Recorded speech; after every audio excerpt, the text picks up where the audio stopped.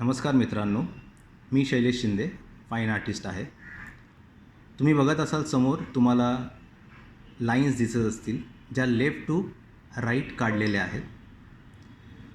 बाजूच्या चौकोनामध्ये तुम्हाला right to लेफ्टकडे गेलेल्या लाईन्स दिसत असतील आणि खाली अजून एक चौकोन आहे, त्याच्याकडे तुम्ही बघाल तर आडव्या लाईन्स आहेत, ज्या लेफ्ट टू राईट आहेत आणि परत या चौकोनामध्ये राईट टू लेफ्ट मारलेले आहेत.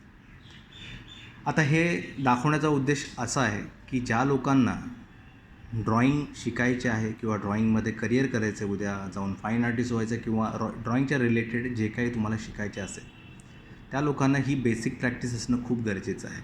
म्हणजे इथून तुम्ही ह्या लाईन्स अशा प्रॅक्टिस करायच्या आहेत, इथून तुम्ही ह्या लाईन्स अशा प्रॅक्टिस करायच्या आहेत, या इकडे तुम्ही ह्या लाईन्स अशा मारण्याची प्रॅक्टिस करायची आणि ह्या लाईन्स तुम्ही राईटकडून लेफ्टकडे मारण्याची प्रॅक्टिस करायची.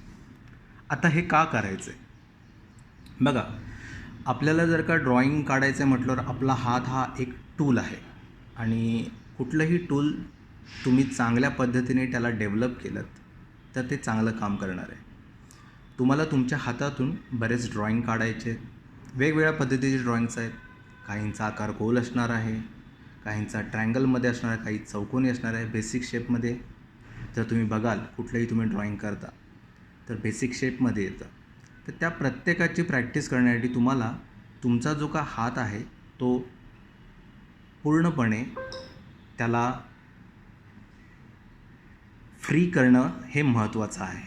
सो ही प्रॅक्टिस जी आहे ही तुम्हाला तुमचा हात फ्री करण्यासाठी मदत करेल.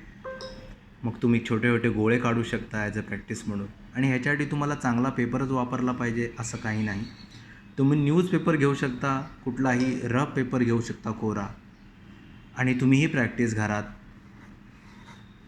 असे मोठे मोठे सर्कल काढून सुरुवात करू शकता. ज्यांना कोणाला सुरुवात करायची असेल त्यांनी ह्या पद्धतीने सुरुवात करावी.